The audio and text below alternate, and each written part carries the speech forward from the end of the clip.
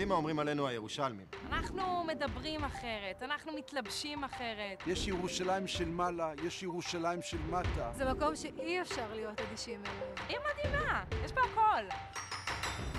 אתה חי פה, אז תצביע.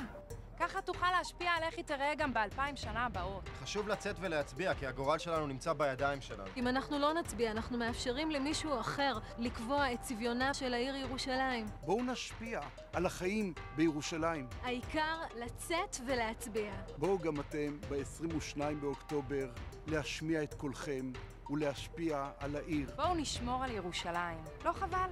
אפילו אני משמיע קול. אסור לתת לאדישות להצביע. ב-22 באוקטובר כולנו יוצאים מהאדישות ויוצאים להצביע בירושלים.